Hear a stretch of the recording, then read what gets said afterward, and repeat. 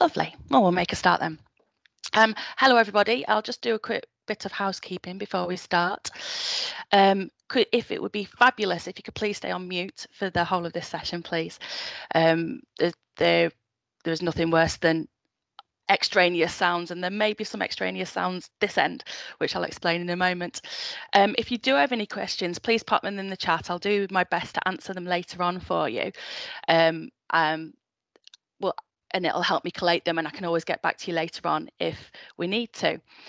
Also, we are absolutely in the hands of fate at the moment, with so many people logging onto the internet in schools to do online training today on the 1st of September. I know internets will be going down all over the place. Things will crash, things will get overloaded. The postman has already been here, but that doesn't mean that Amazon won't pop in for me to answer the door. I've also got my dogs and my children, so if you can imagine that it could be quite loud here, and especially when the dogs think that I'm delivering to them, not to you. So please bear with me at any point. If at any point anything crashes for you, please just log on and log off again. And there are my dogs. Just give me 1 second.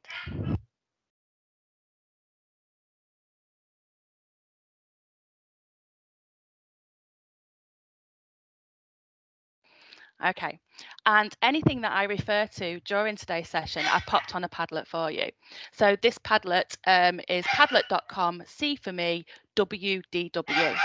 So any articles that I refer to, any videos that I refer to, or anything like that will all be on the Padlet for you, waiting for you to go. Okay, right, I'm just going to go close the door. Give me 1 second.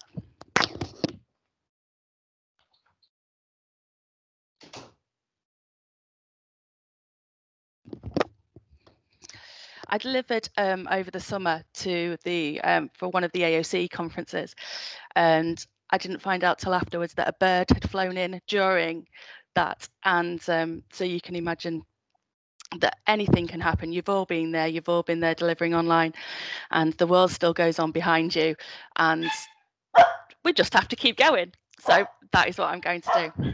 Okay, so hello. My name's Emma Bell. I am the Maths Enhancement Manager here at Grimsby.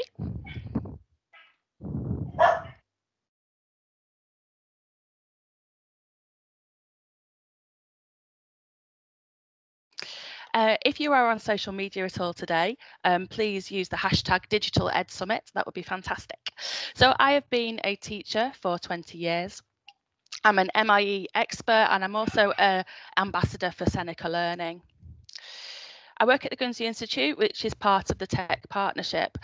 And like I said, I'm the Maths Enhancement Manager there. And what that means is I lead up the Centre for Maths Excellence here that's hosted at Grimsby College. Guernsey Institute.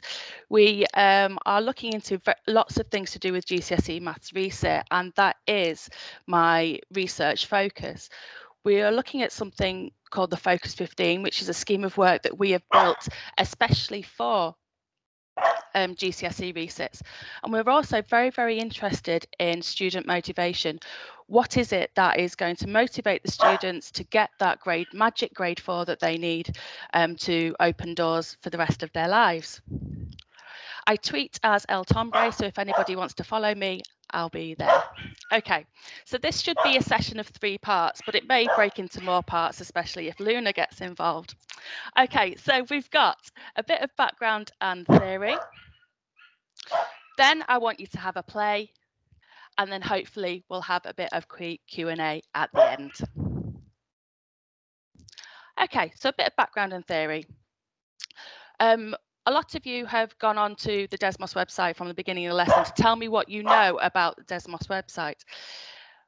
What I knew before lockdown was that it was a graphing website, that it was a great way in lesson to throw up a graph on the board that was drawn accurately, that the students could see, but we could also manipulate it. So for instance, we could look at how the gradient changes on graphs and how things can look.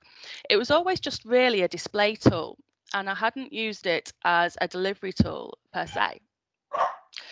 I had gone into a bit of the enrichment side of Desmos.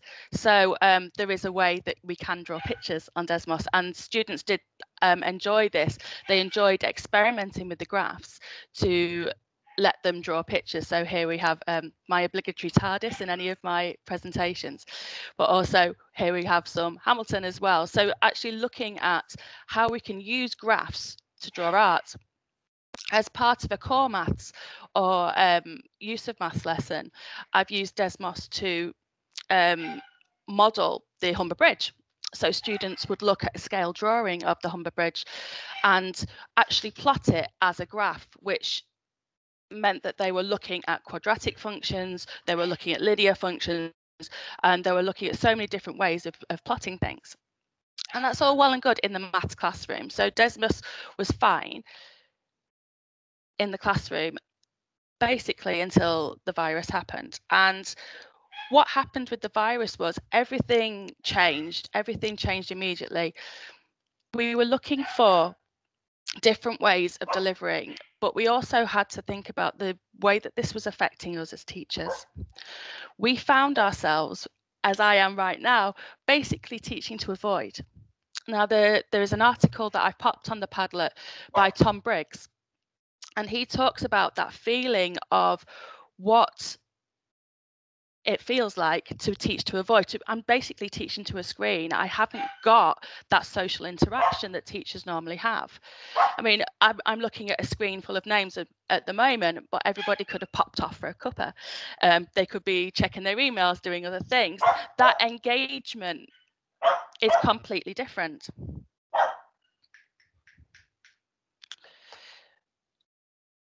Tom Briggs encourages people to experiment and to look for ways of delivering online that will stop that popping for a cuppa, that will mean that you are engaging with your students. Because it is that social interaction that's really important. When you're in the classroom, when you're delivering to a group of students, you use their faces as barometers. You look at them and you think, well, they're understanding that. I'm going to get them to explain to them, or I've got a sea of blank faces here. I know I haven't explained that as well as I could do. I'm going to give that another go. But when you're teaching to the void, you haven't got that social interaction. So I wanted to look for a way that I could encourage that social interaction in a different way. It's all about learning to teach in a different way. So as part of that, I looked at some CPT that was delivered by Mark Anderson, who tweets as ICT Evangelist, and he looked at 5 evidence-informed ways to use EdTech to get online learning right. He thought about what teaching was and looked at that feedback loop, that loop that you have with your students, so that you know that they're making progress, so that you can look at them and do that AFL, know that you are talking to them and they are learning and they are going to retain whatever you are teaching them. He also looked at steps of instruction as well. So actually thinking about that sequence of learning, though sequencing is such a word that we're using now, especially with the new inspection framework. Those steps of instruction, can we break it down so that we know that we are communicating with the students properly? He mentioned a paper by the Education Endowment Foundation, which looked at the use of technology with students. And here are 4 main things that we really, really do have to think about when we're delivering to students. So I'll let you just read that for a second while I quieten the dogs down.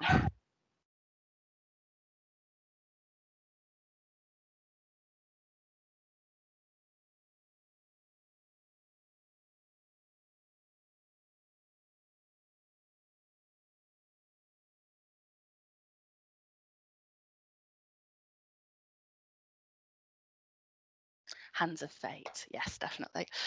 Okay, so when we're using technology with students, we have to think, is it actually going to improve the teaching and learning? Is it going to add something to it? We're not just shoehorning in the technology because we've been told we need to use technology in this lesson. Are we using it to improve teaching and learning? We also have to think about how technology can be used to improve the quality. So it's not just we're using it as a tool. Can we use it to enhance? Can we use it to elevate? Looking at ways of looking at the impact of pupil and student practice and thinking about how technology can play a role in improving assessment and feedback. Now, maths wise, one of my go-to documents is always the Cockroft report. So the Cockroft report is getting on for 40 years old now, but it was seminal in its approach to looking at how mathematics should be taught. So there are two paragraphs within this that have been my mantra throughout when I've been doing teacher training and also when I've been delivering in class, is that teachers don't have a definitive style of teaching. Everybody has their own personal pedagogy. We all deliver in our own ways.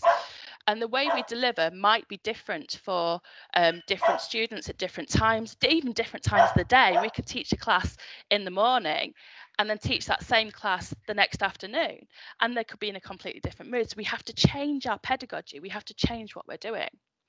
And what the Cockroft report said was that they appreciated this. There wasn't a one size fits all. We do not teach all in the same way at the same time to the same students.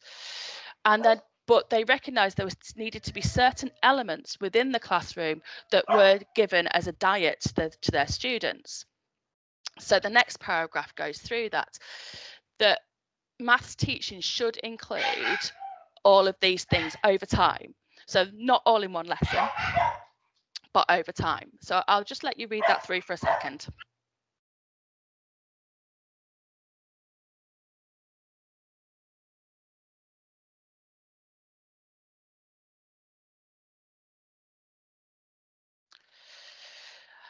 Okay, so there we've got exposition by the teacher, so that delivery, but then we've got discussion, not only between the teacher and the pupils, but between the pupils themselves.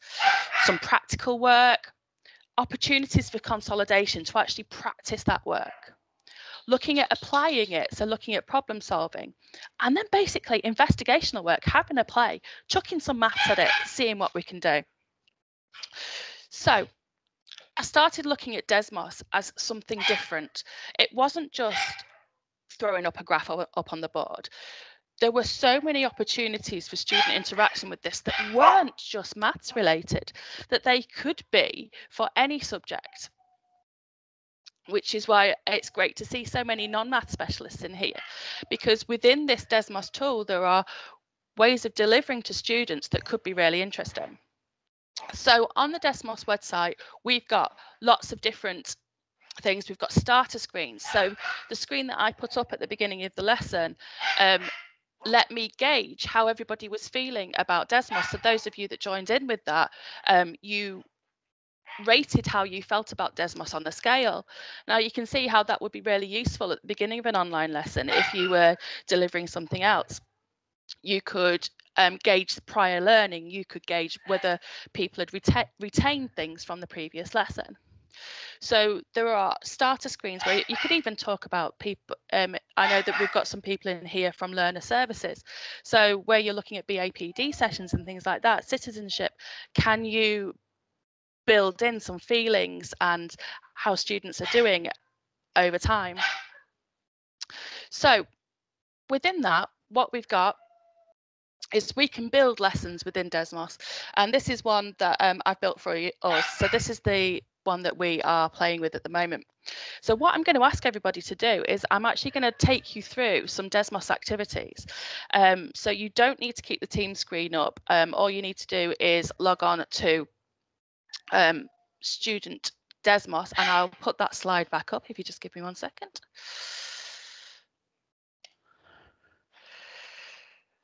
So if you could please, on a device, this works on your phone, it would work on a tablet, it would work on your computer. If you could pop to the Student Desmos site and then pop that code in, that would be fabulous. And what should come up is the how well do you know Desmos page. So if you could pop onto that, that would be lovely. And as I'm looking at my computer, I can see how many people have logged on. I know that 5 people have, so that's great. There are currently about 20 people in the room, so it'd be great to see some more in there in a moment, because the best way to actually deliver with Desmos and to use Desmos is basically to have a play. So that's what we're going to do. We're going to have a bit of a play with the Desmos. Just wait for people to log on now.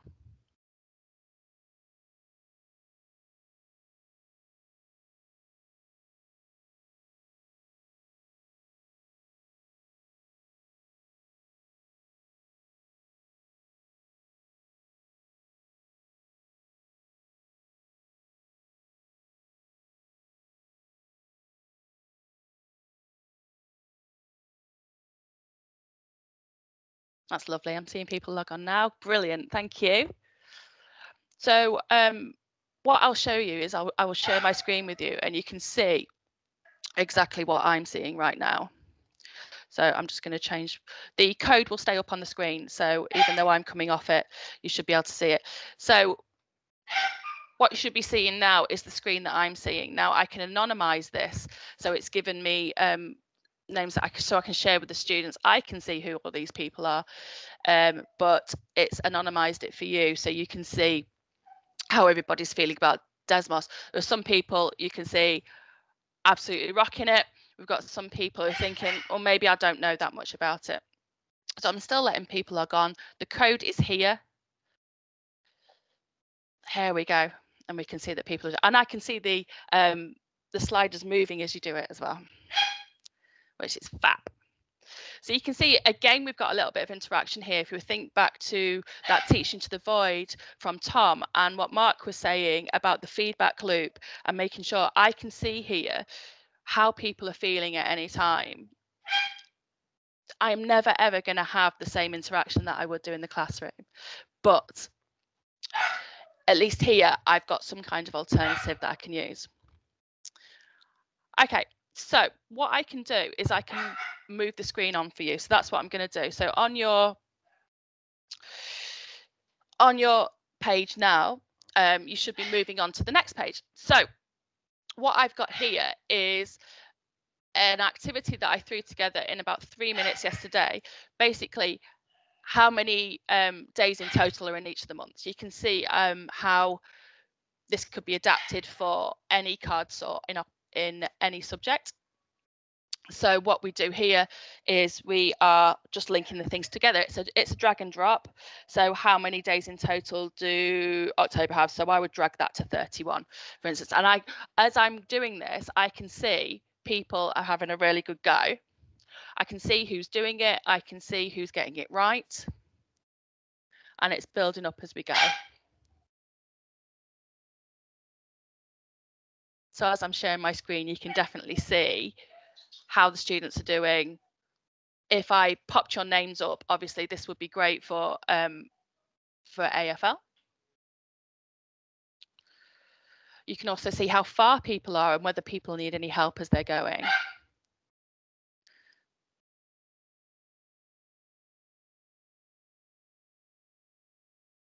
I did make sure that I put the how many days in total in this, else they could all go into 28 or 29.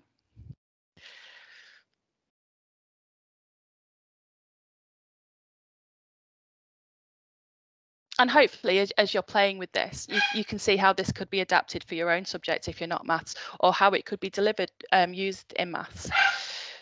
It doesn't have to be boring text like I did it in the 2 minutes. You can put images, you can put lots of different things that the students can group together.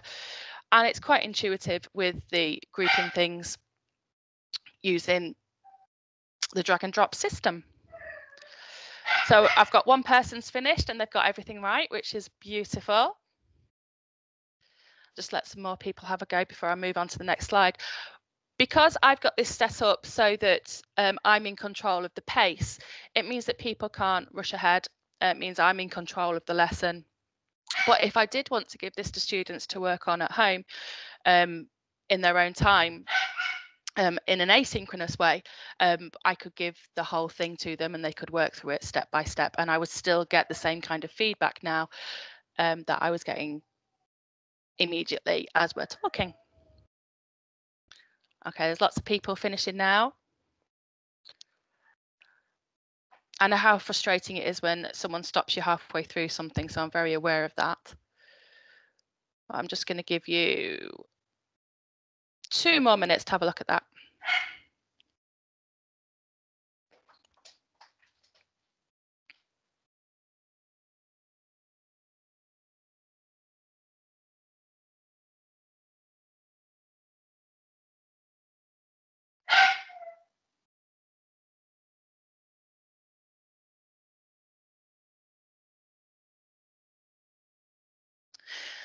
If you look, I've just popped onto this one student who is bringing everything together. I could see that they were having a little bit of trouble with it, so I have clicked on it just to see if I can talk to them and help them with them.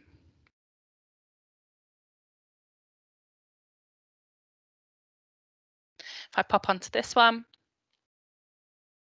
you can see it's all sorted and it's all fine. So you can look in intricate detail at how the students are doing, as well as having an overview as they go. Just 1 more minute and then we'll move on to the next one, which if you're looking at my screen, you might recognize that it's Pac-Man.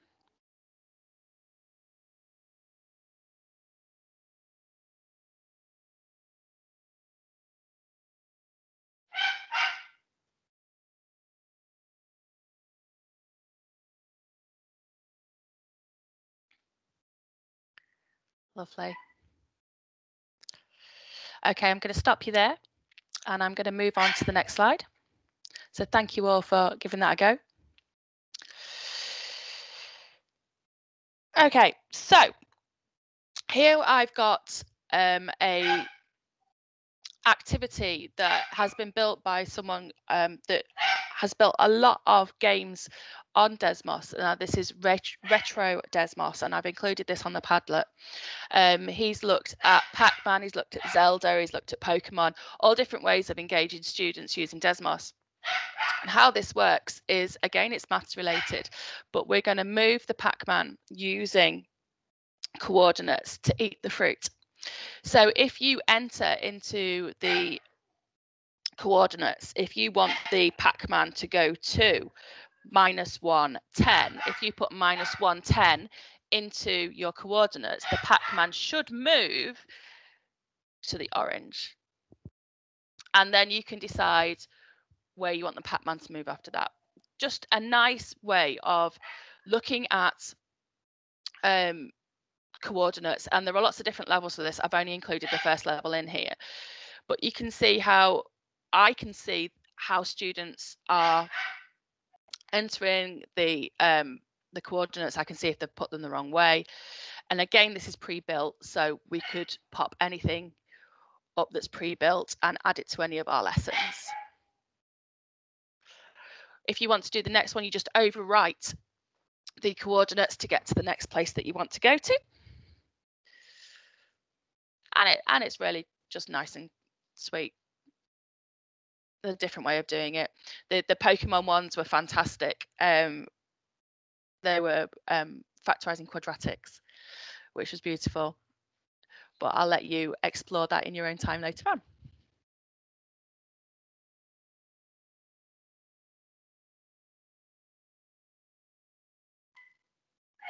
This is great watching everybody do it.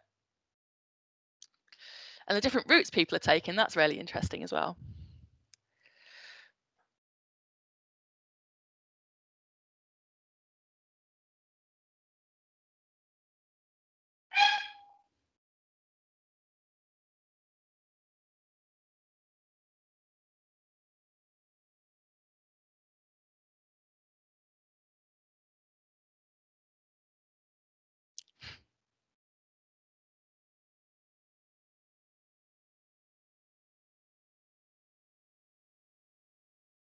Lovely. And we're looking at that engagement with the students. We're looking at having discussions. Now because I can see what everybody's doing, I could have a discussion with people as to why they chose the coordinates that they did, pick up any misconceptions. That's awesome. Just give you another 30 seconds to have a play and then we'll move on. All of these resources that are pre-made do come with teacher notes, so that would help you with your delivery should you need them.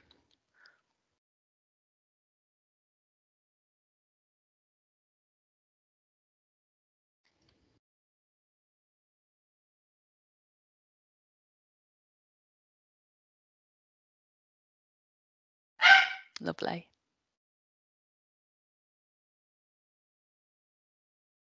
Okay, 10 seconds.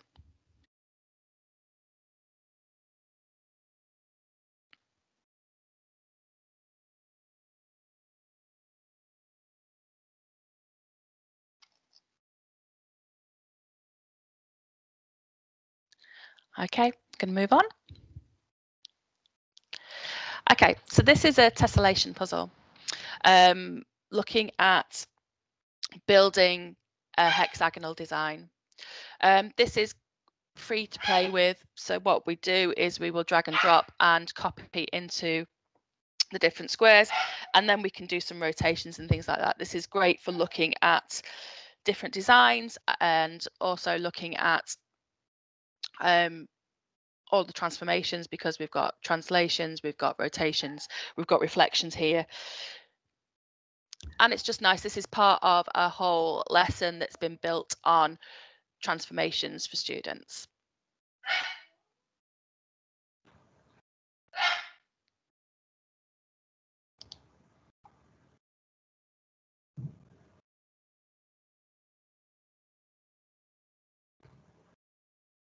Which is lovely. So if we use the buttons down the bottom, we can do some rotations, we can do some reflections, we can change how the design looks. We can talk to the students about those as they go, and it's just lovely watching everybody work.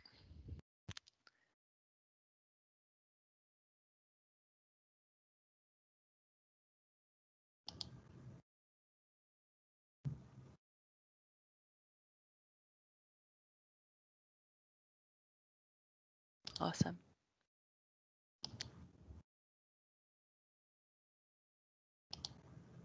You can see how intuitive it is as well. So with the students, it'll be easy for them to play with and to look at tessellations and things like that.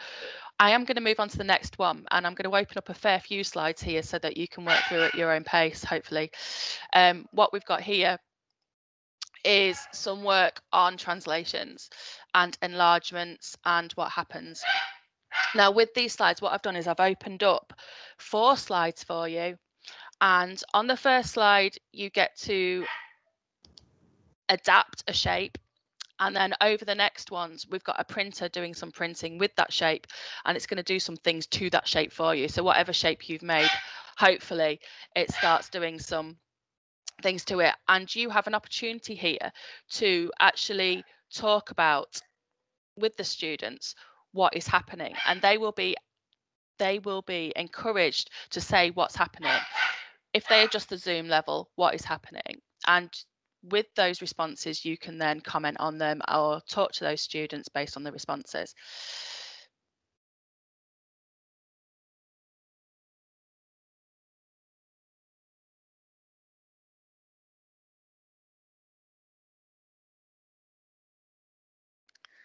So there you go. With those zoom ins, it is actually moving their own shape.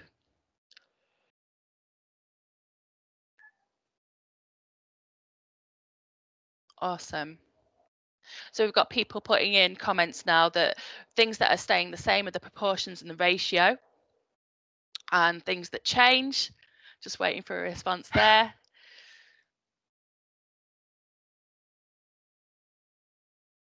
And you can see that this is in real time. So the things that change are the size, so the proportions, the shapes, other things, and we can discuss that with the students. It's going to, as you progress through these slides, other things start happening to the shapes, and it encourages that investigation that is so important. That was mentioned in the Cockroft report, looking at investigation with students, giving them the chance to apply what they're learning as time goes on.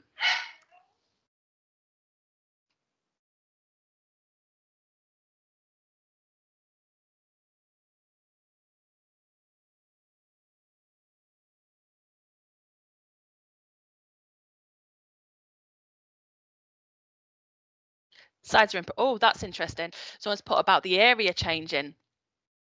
Very nice.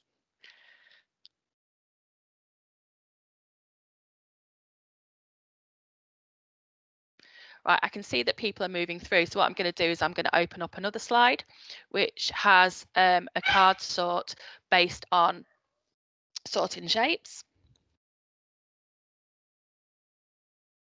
And as a teacher, I can jump between each of these to see how people are doing in each of the areas. I can see who's in each stage by hovering over.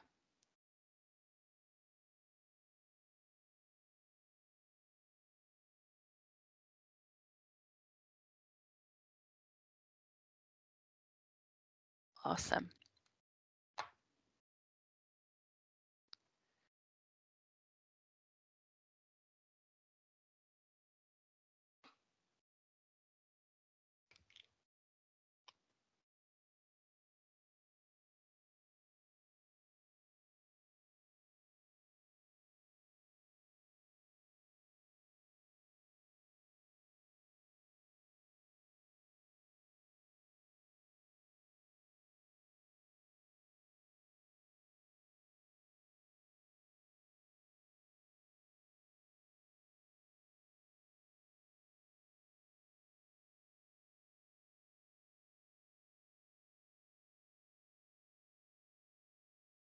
Lovely. And I can start to have that interaction with students if I needed to about their responses within the text boxes.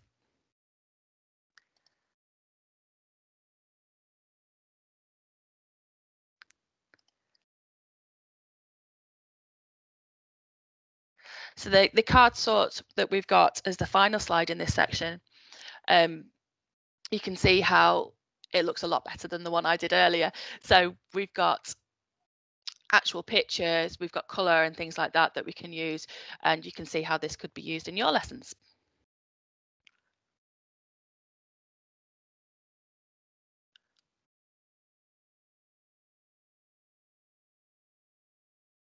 And within this, we also have the opportunity to do some sketching.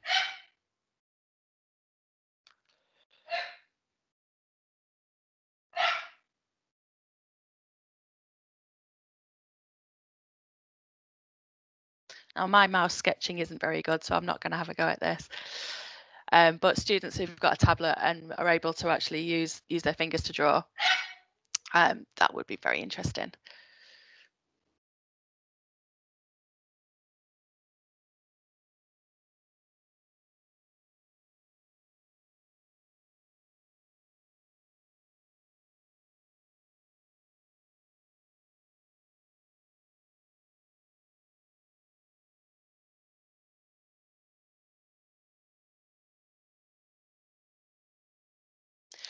So looking at the sketch page, we can see that people are starting to draw. This is a really interesting one because it looks at how machines adapt what you've actually drawn, what each of the transformations does.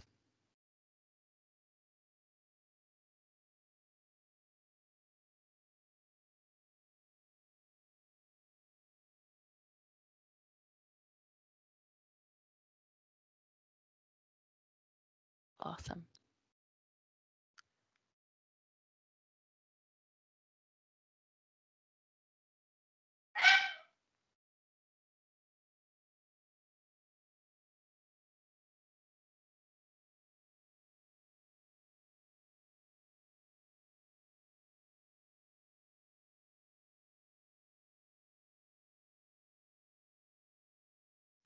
So back before lockdown started, I had no idea that Desmos had these capabilities, and I think that wow, what a swan! Thank you.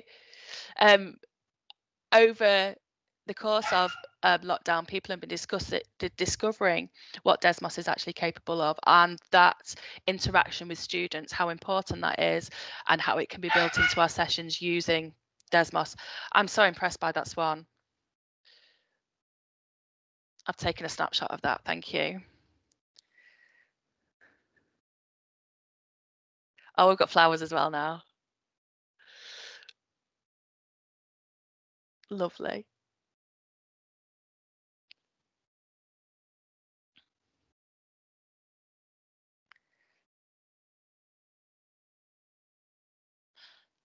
Okay, I'm just going to give you 30 seconds on this section now, and then I'm just going to move on to the final section before we move on, because I know that the next session starts at 11, so people might want a comfort break before that. So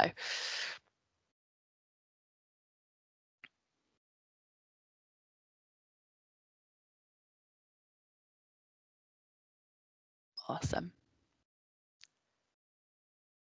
Okay, so as a teacher, I'm now going to stop that. So thank you for your drawings. I have kept the swan, so thank you for that.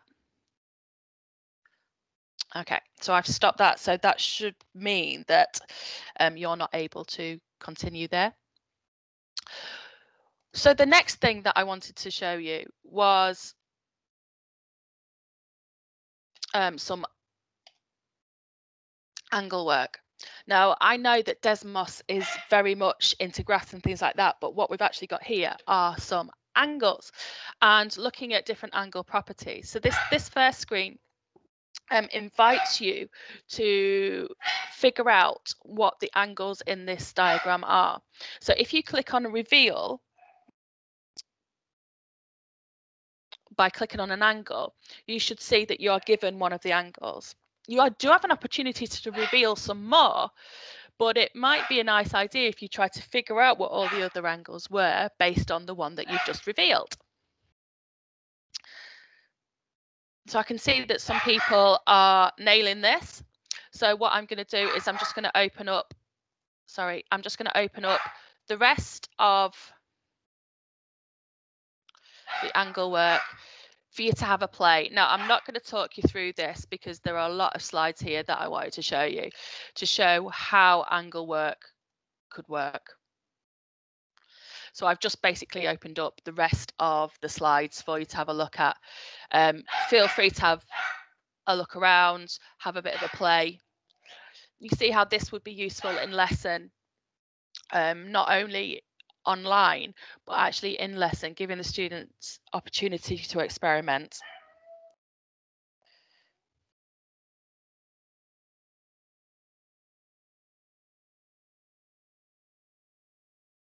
Even have a bit of a competition to make sure that they weren't using all their reveals to find all the angles. Now, as you click through, there are lots of different puzzles for the students to have a go at.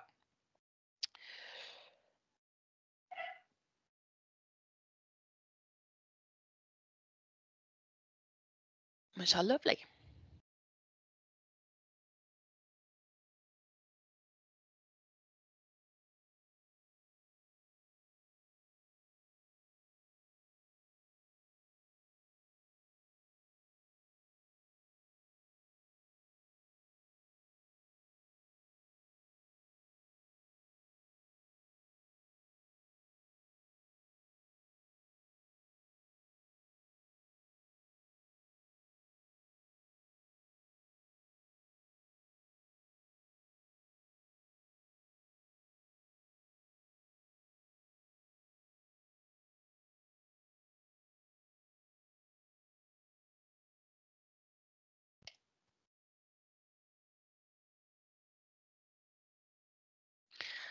Okay, so I'm not going to kick you off there. So please feel free to continue playing. I'm just going to finish off now by going through my last few slides. You can listen to me as you're playing. That's absolutely fine. As part of what we're doing in the Centre for Excellence, we are working on the Focus 15, our scheme of work. Now, as part of that, what we're going to be doing over the next year is developing Desmos resources that fit in with these Focus 15 topics. So please watch this space. We will be publishing them on our Padlet, which you can get to from the Padlet I've given you, the DWD one today. So questions. I'm just going to pop into the chat and see. I've been ignoring it throughout all of this to see if there are any questions. And if there are any questions, please let me know. Pop them in the chat and I'll try to answer them. It's easier than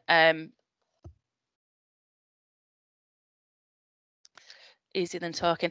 That's yeah, I like it, Andy, as well. And it's something that's only come to mind during lockdown. Yes, we've used Desmos for throwing up graphs on the screen and stuff, but giving the students that interactivity is really, really important, and having that discussion as well is important. So seeing what the students are doing, being able to give them an overview.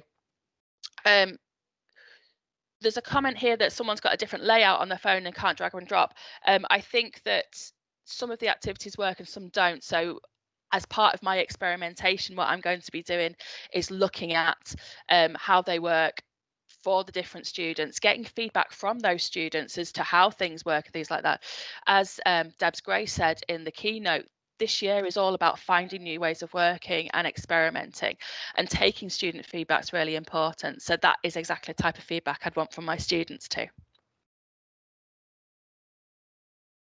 Yeah, thanks for your comment there, Alistair, about the exploration and the playing. I think that's really important. Within class, we've tried to think about using manipulatives and things like that. That's going to be difficult this year, especially with disinfecting and the sharing of resources and things like that. But if we've got a tool like this that we can use, even for a card sort, we don't actually need to make the physical cards. We don't have to disinfect them. We don't have to laminate them and wipe them. We can actually go on screen and the students can do the card sort as we're going. So it's about finding those resources that are out there, because this is all free. There is no charge for any of this. It was all there waiting to be used, and I think that there are maybe quite a few things out there that we can find and experiment with and take feedback from the students. Yeah, all those activities are available at Desmos. What I've done on the Padlet, I'll just pop to the next slide, is I've included the Desmos teacher page on there as well. The activities, there's the resources from the presentation. So anything that I've mentioned today, and some more reading as well. I found some more articles on using mathematical activities in Desmos. They're all there waiting for you, so you can have a go at your own pace. As part of the Centre for Excellence, what we also did is we developed some fundamental British values resources for the ETF. That looked at entry level, level 1, level 2 and level 3 maths activities, which built in prevent and British values, and some of those do use Desmos. So I've included a link to those resources on the Padlet as well. Okay, I think if you do need to contact me, yeah, I'll pop a recording of the presentation up on the Padlet as well, so everything will be there for you. Vocational areas, what we're looking at is in their own areas, the card sorts and things like that could be used. But Alistair, for the students, it's going to be about making those connections. So knowing that if they use Desmos in their vocational area, they can also use it in, and it's the same tool across all the areas. So the card sorts, the discussions and things like that, it's something that we could certainly experiment with in the vocational areas as well.